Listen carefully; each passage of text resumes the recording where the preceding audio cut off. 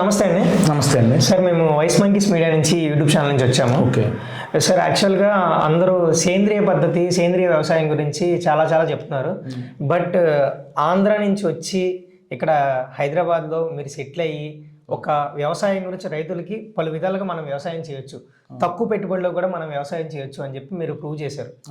నాక్రోబయోటిక్ అనే ఒక వ్యవస్థను స్థాపించి మీరు చాలా చేస్తున్నారు. రైతులకి ఏంటంటే మనం ఇలా ఉండాలి, ఇంత పెట్టుబడిలో మనం చేయొచ్చు. చాలా మంది సేంద్రియ వ్యవసాయం అంటే అబ్బో 3 సంవత్సరాలు పట్టిద్ది అది రావాలంటే అని చెప్పని అంటున్నారు. దాని మీద మీ అభిప్రాయం ఏంటి సార్? ఏంటంటే మొట్టమొదటిగా ఏంటంటే రైతు తెలుసుకోవాల్సింది ఫస్ట్ అంటే పాత రోజులు చేసిన వ్యవసాయమే. దాంట్లో సేంద్రియ వ్యవసాయం అంటామా, రసాయన వ్యవసాయం అంటామా, లేకపోతే ఇంకో పేరు పెడతామా, న్యాచురల్ ఫార్మింగ్ అంటామా అనేది పక్కన పెడితే సమగ్ర సస్యరక్షణ విధానాన్ని రైతు పాటించగలిగినట్లయితే ఎప్పుడు కూడా వ్యవసాయంలో రైతు నష్టపోడు. మొదటిది. రెండు, ఇప్పుడు సేంద్రియ వ్యవసాయం దాన్ని హైప్ చేస్తున్నాం అంతే. గత 20-30 సంవత్సరాల ముందుకు వెళ్ళిపోతే అంటే ఒక 100 సంవత్సరాల నుంచి లెక్కేస్తే ఒక 20 సంవత్సరాల ముందు వరకు చేసిన అంతా కూడా సేంద్రియ వ్యవసాయమే. ఆ సేంద్రియ వ్యవసాయానికి విడగొట్టాం మనం. అంటే ఏంటంటే పాడి పంట, ప్రతి రైతు ఇంట్లో ప్రతి కుటుంబంలో గేదెలు ఉండేవి. ఆ గేదెల ద్వారా వచ్చేటువంటి పాలన్నీ కూడా ఇంట్లో కుటుంబం అంతా తాగేసి పెరుగట్టు చేసుకునేది. దాని ద్వారా వచ్చే పెండపోగుని దిబ్బగా వేసి దిబ్బ నుంచి తీసుకెళ్ళేసి పొలంలో వేసేవాళ్ళు, మాన్యూర్గా వాడేవాళ్ళు. అంటే ఏంది, ప్రతి రైతు తన పంట పొలంలో గేదెల ద్వారా వచ్చిన పెండ ఎరువుని ప్రతి సంవత్సరం యూజ్ చేసేవాడు, కొనే పని లేకుండా. ఈరోజు సేంద్రియ వ్యవసాయం అని మనం అంటున్నాం. ఏంటి, లేకపోతే ఇప్పుడు జీవామృతం వాడండి, లేకపోతే వర్మీ కంపోస్ట్ వాడండి ఏంటని. దాన్ని ఏం చేస్తున్నాము, కొనుక్కొని ఇప్పుడు జీవామృతం తయారు చేసే వాళ్ళకు కూడా ఎవరికి ఆవులు లేవు, ఎక్కడో ఆవు మొత్తం తెచ్చుకోవడం, ఆవు పేడ చేస్తున్నాం. అంటే ఏంది, పాడి పంటను ఎప్పుడైతే మనం డివైడ్ చేసామో మన వ్యవసాయ విధానం అంతా కూడా పతనానికి బీజం పడింది. ఎప్పుడైతే గేదెలు పోతూ ఉన్నాయో, అంటే మనం ఎట్లా చెప్పాలి, జంతు సంపద అంతా కూడా మనం విలేజెస్ నుంచి తీయటం వల్ల వ్యవసాయాన్ని డివైడ్ చేసేసాం. అది సార్, మీరు మన వ్యవసాయ కుటుంబానికి చెందిన వాళ్ళైనా సార్? స్టార్టింగ్ నేను అందరిలాగా వ్యవసాయ కుటుంబం అని చెప్పానంటే నేను వ్యవసాయం చేసిన రైతుని సార్. అర్థమైందా? నేను వ్యవసాయం చేసినటువంటి రైతుని. దాంట్లో ఉన్నటువంటి లాభ నష్టాలు మొత్తం కూడా నేను చేసి ఎలా ఉంది ఏంటి దాని ప్రకారంగా చూశాను సార్. మొన్న కరోనా బిఫోర్ వరకు వ్యవసాయం చేస్తాం. ప్రజెంట్ కూడా ఇప్పుడు మేము వాటర్ మిలన్ ఒక 40 ఎకరాలు తీసుకొని చేస్తున్నాం. మీది గుంటూరు జిల్లా అని విన్నాను సార్? అవునండి, గుంటూరు దగ్గర అమరావతి మండలం బలుసుపాడు మా సొంతూరు అండి. సొంతూరు. అమ్మమ్మ గారు విప్పర్లు అని చెప్పేసి పత్తి పండించాము, మిరప పండించాము. ఆ సాధక బాధలు మొత్తం కూడా చూసాము, కష్ట నష్టాలు అన్ని చూసి మనం ఏదో చెయ్యాలి అని చెప్పి మీరు ఈరోజు రైతు కోసం మామూలుగా ఎరువులు వాడాలి, ఫర్టిలైజర్ కానీ ఏదన్నా వాడాలి అని అంటే, ఒక పురుగు మందు కొనాలంటే మినిమమ్ 1500 నుంచి 2000 తీసుకుంటున్నారు. మీ దగ్గర వచ్చేసరికి అదే 2000లో మేము ఒక ఎకరానికి పంటకు మేము చేస్తాము అని చెప్పి చెప్తున్నారు. అయితే ఒకటండి, నేను ఈ గత 15 సంవత్సరాల నుంచి నా కంపెనీ అనేది పక్కన పెట్టేస్తే సార్, నేను తెలుసుకుని ఏంటంటే పంట అనేది ఒక పేరు మాత్రమే. రియల్గా చెప్పాలంటే భూమి నిజం, పంట మోసం. అంటే క్రాప్, అది పత్తి కావచ్చు, మిరప కావచ్చు, ఏదైనా సరే అది మోసగించబడినటువంటి పద్ధతి. భూమికి ఎప్పుడైతే మనం జీవం ఇవ్వగలిగామో, భూమికి కావాల్సినటువంటి ఆహారాన్ని మనం ఇవ్వగలిగితే భూమి ద్వారా ఆ పంటకి ఏది కావాలో అది తీసుకుంటుంది. ఇప్పుడు మన ఇంట్లో ఇవన్నీ ఉన్నాయి, మనకు కావాల్సినటువంటి తిండి తింటాం. ఇక్కడ ఒకటే మనం లెక్కేసుకోవాల్సింది, ఒక ఫ్యామిలీలో 4 ఉన్నాం, భార్య భర్త పిల్లలు. వండేదంతా కూడా ఒక బిర్యానీను, చికెను, మటను, ఎంత కావాలో అంతే తింటాం. అదేవిధంగా మనకు కావాల్సినటువంటి పోషకాలు అన్నీ కూడా భూమికి జీవం ఇవ్వగలిగితే భూమి ద్వారా ఆ పంటకి ఏమి కావాలో, ఇక్కడ చూడండి, మీకు మిరప తీసుకోండి, పత్తి తీసుకోండి. అంటే ఈ రెండే నేను ఎందుకు మేజర్గా ఎగ్జాంపుల్ చెప్తున్నానంటే, మిరప వ్యవస్థ, వేరు వ్యవస్థ ఎలా ఉంటుంది, చాలా తక్కువగా ఉంటుంది, పైన ఉంటుంది. అవును సార్. కాటన్కి లోపల దిగిద్ది. అంటే రైతు భాషలో వచ్చేటప్పటికి మిరప ఏగిలి అంటాం. మిరప పండించిన రైతు తరువాత సంవత్సరం పంట మార్పిడి విధానంలో పత్తి వేస్తాడు. ఖచ్చితంగా సార్. పత్తి వేసి దానికి ఏం చేస్తాడు, 50-60% ఎరువులు పెట్టడు సార్. మోసా పద్ధతిలో ఆలోచించండి ఎక్కడైనా సరే. ఎందుకు అంటే లాస్ట్ ఇయర్ మనం మిరప తోటకి వేసిన పంటలన్నీ ఎరువులు ఉపయోగపడవు, భూమిలో ఎంతో కొంత ఉంది భూసారం, దాన్ని మళ్ళీ పత్తికి అయితే తొందరగా తీసుకుని నిల్వ ఉన్నటువంటి ఎరువులని పత్తి వేరు ద్వారా తీసుకుంటుంది. రైతు కూడా తెలిసింది. అవును సార్. కానీ సార్, మీ దగ్గర మీ ప్రీవియస్ వీడియోస్ మీరు ఇంతకుముందు యూట్యూబ్లో కూడా మేము చూసాం మీవి. ఇక్కడ ఏంటంటే మీరు రైతు అనేవాడు తన స్వార్థం చూసుకుంటున్నాడు, భూమికి న్యాయం చేయలేకపోతున్నాడు అని చెప్పారు మీరు. అవునండి, అవును. ఆ వీడియో మేము చూసాము. ఏ రకంగా చెప్తున్నారు సార్? భూమికి న్యాయం అంటే ఈ పదం నేను వాడచ్చో లేదో తెలియదు, కానీ వాడాల్సిన సందర్భం వచ్చింది సార్. రైతు ఈరోజు పండిస్తున్నది పంట ద్వారా, వ్యవసాయం ద్వారా చేస్తుంది పంట కాదు, విషం. స్వలాభం అంటారు. స్వలాభం సెకండ్ అండి, విషం పండిస్తున్నాడు సార్. విషం పండిస్తున్నాడు. ఆ విషాన్ని అంత మాట అన్నారేంటి సార్? 100% అండి సార్.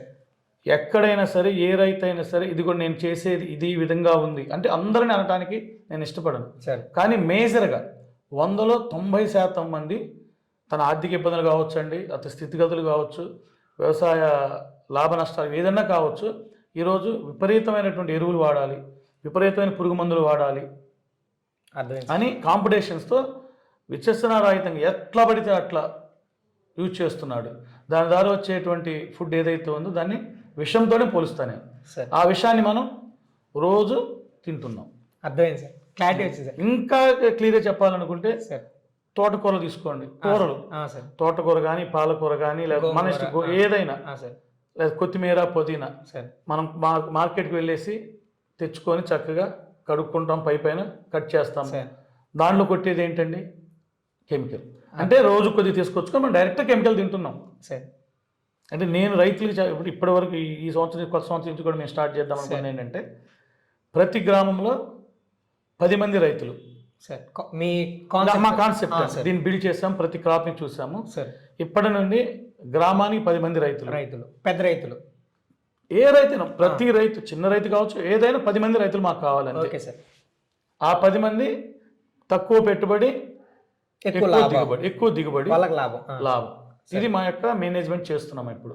టార్గెట్ బిజినెస్ అదే అనేది పక్కన పెట్టేస్తే, రైతు ఎందుకు పంట పండించాలి, తక్కువ పెట్టుబడితో అవసరం ఏంటి అనేది ఇప్పుడు మేము ఆల్రెడీ ప్రాక్టికల్గా చేస్తున్నామండి సార్. మేము రీసెంట్గా ఒక నోటిఫికేషన్ ఫేస్బుక్లో చూసాము. అగ్రికల్చర్ బీఎస్సీ చేసిన అమ్మాయిలకి చాలా మందికి ఉద్యోగాలు లేవు, వీళ్ళు చదువుకున్న తర్వాత ఇంకా పెళ్ళే అన్న కాడికి వచ్చారు. సో ఇక్కడ ఏంటంటే నాక్రోబయోటిక్ వాళ్ళు బీఎస్సీ డిప్లొమా, అగ్రి డిప్లొమా అయినా సరే, ఏజీ బీఎస్సీ అయినా సరే, ఎంఎస్సీ అయినా సరే, మీకు ఒక అవకాశం, మీకు 15 రోజులు ట్రైనింగ్ ఇచ్చి మేము నేర్పిస్తాము, మీకు వర్క్ ఇస్తాం, మీకు 30,000 దాకా జీతం ఇస్తాము అని చెప్పి మీరు రీసెంట్గా పోస్ట్ పెట్టారు. అవునండి. ఇప్పుడు మా దగ్గర దాదాపు ఒక 80 నుంచి 90 మెంబర్స్ ఉన్నారండి సార్. అంత డిప్లొమా వాళ్ళు, ఏజీ బేస్ వాళ్ళు, ఏజీ ఎంఎస్ వాళ్ళు సార్. మేము ఎంచుకున్నట్టు పందా ఏంటంటే, రైతుకి ఏదో మనం చెప్పాము, అమ్ముతున్నాము అనేది కాకుండా, పంట మొదటి దగ్గర నుండి ఆ వచ్చేటువంటి లాభం ఏంటి, నష్టం ఏంటి, ఏ పురుగులు వస్తాయి, ఏం తెగులు వస్తాయి, ఏం కావాలనేది చివరి వరకు మనం చేపిస్తున్నాం. మొత్తం టెక్నికల్ నేర్పించేస్తున్నాం సార్. అతను మా దగ్గర కొనండి, లేదా బయట షాప్లో తెచ్చుకోండి, అన్ని మా దగ్గర ఉండవు. కొన్ని రైతు మాత్రం మోసపోకూడదు, కొన్ని కెమికల్స్ మా దగ్గర ఉండవండి. ఆ తెగులు వచ్చింది, మేము హైదరాబాద్ నుంచి పంపించి బుక్ చేసి ట్రాన్స్పోర్ట్లో వెళ్ళి వచ్చేటప్పటికల్లా పురుగు నాశనం చేస్తారు. వెంటనే మేము ఏం చేస్తాం, దగ్గరలో ఉన్నటువంటి మంచి డీలర్ ఎవరైతే ఉన్నారో మేము తెచ్చుకోమని టెక్నికల్ చెప్తాము, సలహా ఇస్తాము. దాని ప్రకారం రైతు ఏంటంటే సమస్యకి వెంటనే పరిష్కారం కనుగొనాలి, అంతేగాని మా దగ్గర ఎక్కడైనా సరే నేను కావాల్సింది. సార్ మేము ఒక మాట విన్నాం మీ గురించి, మీరు ఆంధ్ర తెలంగాణనే కాదు, నాక్రో మార్ట్స్ అని చెప్పి, అంటే మీ వ్యవస్థ ఇక్కడ ఏంటంటే హైదరాబాద్ నుంచి వెళ్ళేసరికి లేట్ అయిపోతుంది అని చెప్పి ప్రతి మండలంలో ఒక స్టోర్ ఇలా ప్లాన్ చేస్తున్నారని చేస్తామండి. 2 సక్సెస్ఫుల్గా రన్ అవుతున్నాయి సార్. ఈ ఫైనాన్షియల్ ఇయర్ నుంచి కూడా ఫ్రాంచైజీ సిస్టమ్ని బిల్డ్ చేస్తున్నాము సార్. ప్రతి మండలంలో ఒక ఫ్రాంచైజీ స్టార్ట్ చేస్తున్నాము. మా యొక్క మెయిన్ ఏం అంటే 3 to 4 అవర్స్లో వాళ్ళ దగ్గర డెలివరీ ఇవ్వాలి సార్. మా కాన్సెప్ట్ ఏంటి, ఇప్పుడు సిటీలో ఉంది సార్, ఎంత టైం తీసుకున్నా 10 నుంచి 15 నిమిషాల్లో స్విగ్గీ వస్తుంది, జొమాటో వస్తుంది, ఏది కావాలంటే అది ఆన్లైన్లో వస్తుంది. అలాగే నాక్రో ప్రోడక్ట్ 3 to 4 అవర్స్లో ప్రతి రైతుకి అందుబాటులో ఉండాలి సార్. ఇంకోటి ఏంటంటే సార్, యాక్చువల్గా ఇది మహాసముద్రం అనుకోండి, వందలాది కంపెనీలు ఉన్నాయి, పేరు మనం మాట్లాడుకోకూడదు, ఆ కంపెనీల పేరు ఎంఎన్సీ కంపెనీస్ ఉన్నాయి. అంత సముద్రంలో మనం మీరు ఎలా సార్ సస్టైన్ అయ్యి వచ్చారు ఇక్కడ? నాకు అర్థం కాలేదు అది. అదే సార్ చెప్తుంది. అన్ని కంపెనీ అంటే నేను అన్ని కంపెనీలు అన్నానండి, మేజర్ కంపెనీలకి ధీటుగా అందరూ బిజినెస్ చేసేది, అన్ని కంపెనీలు నమ్మేది పంట మీద. నేను గర్వంగా చెప్తున్నాను, నాక్రో నమ్మేది భూమి మీద. నేను సక్సెస్ అయిందే భూమిని నమ్మితే, అది సామెత కూడా ఉంది. అవును సార్. భూమిని ఎవరు కూడా నష్టపోరు అనేది. ఖచ్చితంగా సార్. అర్థమైందా? భూమిని సస్టైన్ చేయగలిగి, భూమిని సారవంతం చేయగలిగితే ఆహారం పంటకి ఏది కావాలో అది తీసుకుంటుంది.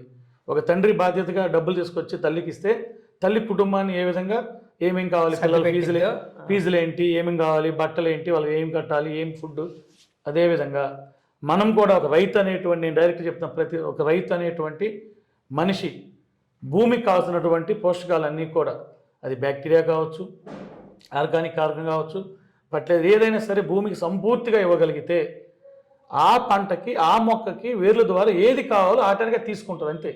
40 సంవత్సరాల క్రితం పాడి ఉండేది, పశువులు ఉండేవి, పెంట పోగు ఉండేది అని చెప్పి క్లియర్ కట్గా చెప్పారు. అదే మనం ఇప్పుడు ఆర్గానిక్ మనం అమ్ముకుంటున్నాం. ఒకటండి ఆర్గానిక్ అంటున్నారండి. ఆర్గానిక్ ద్వారా ఒకటి, సృష్టిలో ప్రతిదానికి 2 ఉన్నాయి సార్, చర్య ప్రతిచర్య.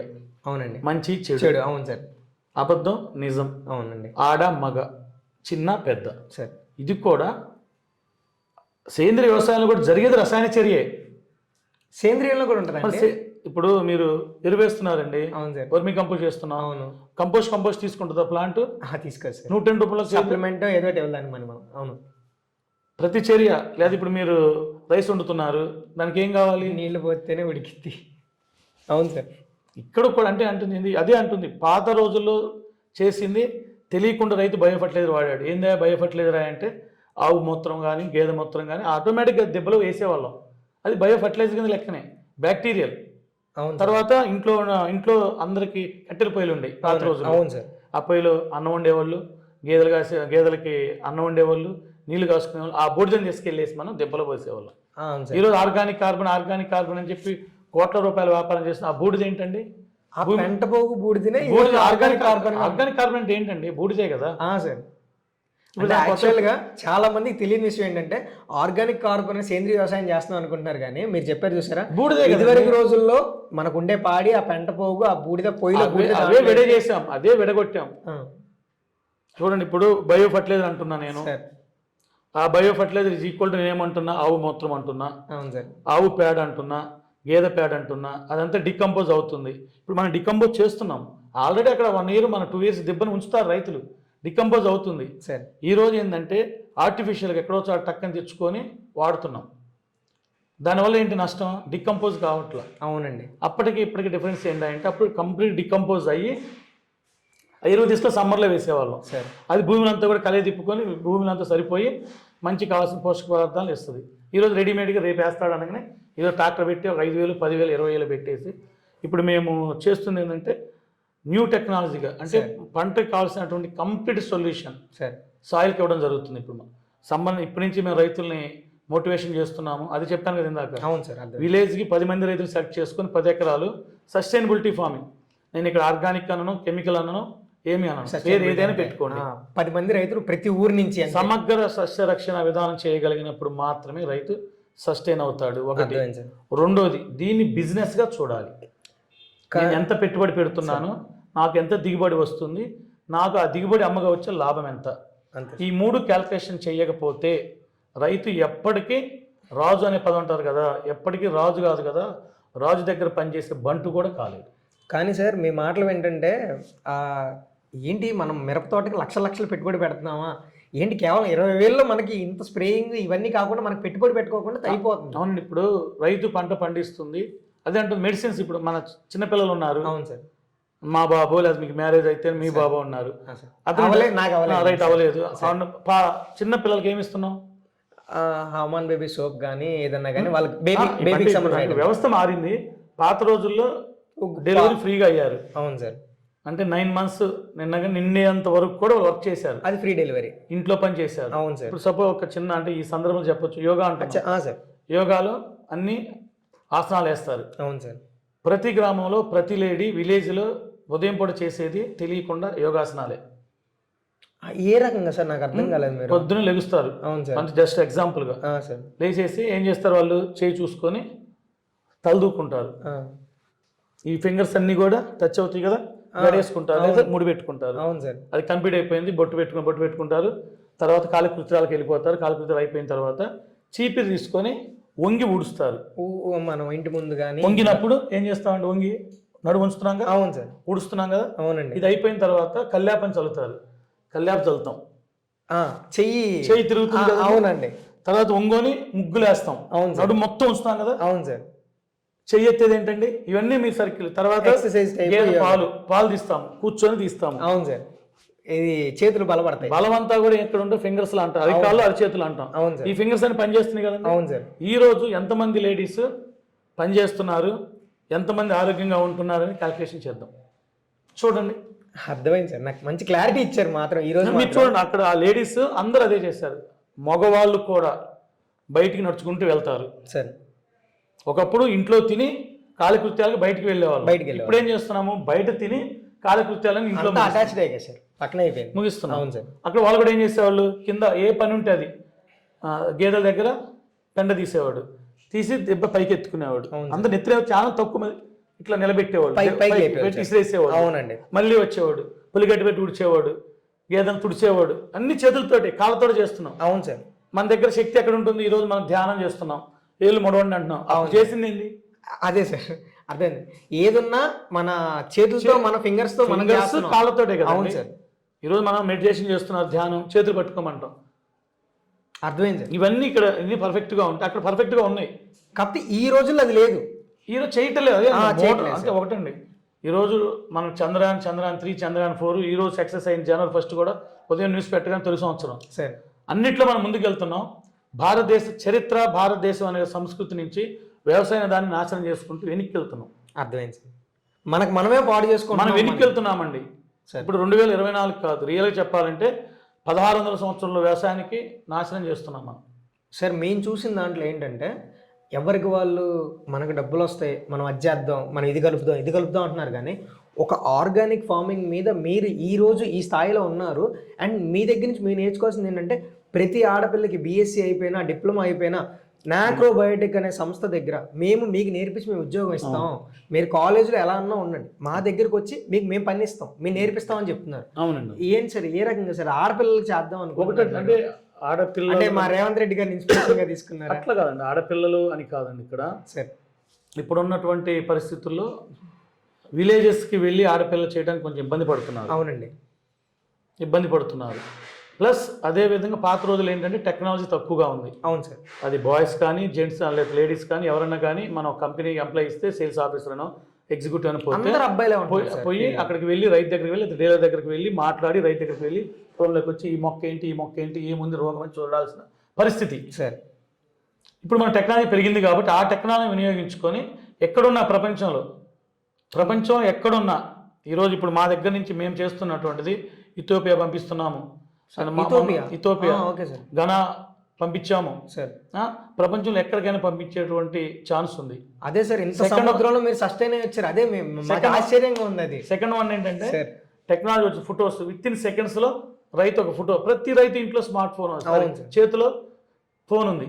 కానీ సార్ రైతు ₹100 లేదేమో. డీలర్ దగ్గర ₹10 బేరం ఆడేవాడు, ఎదురుగా కనపడే డీలర్ ఈ రోజు 10,000 ఆర్డర్, 10,000 కొట్టేస్తున్నారు, 20,000 అంటే 20,000 కొట్టేస్తున్నారు. మళ్ళీ ఏంటి, మాకు పలానా సుధాకర్ చౌదరి గారు ఉన్నారు, పంటకి ఏది కొట్టాలో మేము అడిగి కాల్ చేసి మాట్లాడతాం, మీకు ఫోన్ చేసి సార్ ఇది కొట్టాలని అడుగుతున్నారు. అంటే మీరు ఆ స్టేజ్కి తీసుకొచ్చారు రైతులు. ఒకటి ఇక్కడ మేము బిజినెస్ అనే పదం పక్కన పెడితే ఫ్యామిలీ బాండింగ్, రిలేషన్షిప్. ఒక ఫార్మర్ ఉన్నారు, ఆ ఫార్మర్కి ఏంటి, మా అమ్మాయి ఉంది లేదా మా అబ్బాయి ఉన్నాడు, ఇందాక ఫ్యామిలీ కాకపోయినా ఎంప్లాయీస్.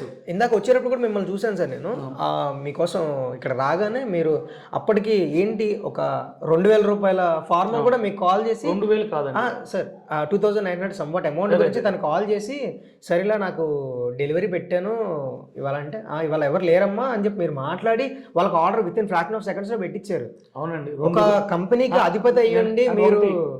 మనం కంపెనీకి అధిపతి అనేది పక్కన పెట్టేస్తే, రైతు మనల్ని నమ్మి ₹1 మాకు పే చేసినా సార్ ఆ రూపాయికి పూర్తి రెస్పాన్సిబిలిటీ కంపెనీది. అవునండి. మాకు 100 పంపించాల్సిన రెస్పాన్స్ మాది. కొందరు ఉంటారు సార్ అలా, అంటే మీ దగ్గర నేను చూసింది ఏంటంటే, ఎంప్లాయ్ ఉన్నాడు, ఎంప్లాయ్ మాట్లాడతాడు, లేదు వీళ్ళు ఉన్నారు వాళ్ళు మాట్లాడతారు. ఎంప్లాయ్ కదండి, అందరం కలిసి ఉంటేనే ఎంప్లాయ్ అంటే. ఇప్పుడు కలిసి ఉంటేనే ఇప్పుడు ఎంప్లాయ్ లేడు, ఆ ఎంప్లాయ్ పోస్ట్ మనం చేయగలిగితేనే కంపెనీ. రైతుకు కావాల్సిన సరైన టైంలో వెళ్ళాలి, అదే ఇంపార్టెంట్ మనకి. మీ ఓర్పుకు మెచ్చుకోవాలి సార్. ఇందాక నేను చూశాను ప్రతి దాని, అమ్మ మీకు కంగారు ఏం లేదు, నేను పెడతానని చెప్పి అప్పటికప్పుడు ఎల్ఆర్ పంపించి ఆవిడకి వాట్సాప్ చేశారు. అంటే మీ మీద నమ్మకంతో ఆ నెంబర్ కాకపోయినా మీ నెంబర్, మీ పర్సనల్ నెంబర్, అసలు ఏ కంపెనీ అధిపతి తన నెంబర్, కంపెనీ నెంబర్ ఉంటుందండి ప్రతి దగ్గర కూడా నీ కంపెనీ. ఎందుకంటే ఇక మనకి తప్పదు, మనకి ఇదే ప్రపంచం సార్. రైతులకి చేద్దామని వచ్చిన వ్యక్తి ఈ రోజుల్లో మనం చూసిన వాళ్ళల్లో సేంద్రియ పద్ధతిలో వ్యవసాయం పండించే ఏకైక వ్యక్తి. అండ్ మనకి 2 తెలుగు రాష్ట్రాల్లో ఇక్కడి నుంచి ఆల్ ఓవర్ ఇండియా కాదు వరల్డ్ వైడ్గా బయటికి కూడా పంపిస్తున్నారు, ఇథియోపియాకి కూడా పంపిస్తున్నారు. సో సుధాకర్ చౌదరి గారిని మనం ఇన్స్పిరేషన్గా తీసుకోవాలి. అండ్ కెమికల్స్ ఇవన్నీ పక్కన పెడితే అసలు బిజినెస్ పక్కన పెట్టేసండి. ముందు ఆయన ఏంటంటే రైతు బాగుంటే రేపొద్దున మనం బాగుంటాం, భూమి బాగుంటే మనం బాగుంటాం అన్న ఇన్స్పిరేషన్తో వచ్చారు. ఆడపిల్లలకి ఎవరికైనా సరే నేనున్నాను, అగ్రికల్చర్ డిప్లొమా ఎవరు చేసినా సరే నేను ఉద్యోగం ఇస్తాను, నేను నేర్పించుకుంటా. సుధాకర్ చౌదరి గారు బాలనగర్లో ఉంటారు, మన నాక్రో బయోటెక్కి అధిపతి సుధాకర్ చౌదరి గారు. Thank you sir. నమస్తే. ఈరోజు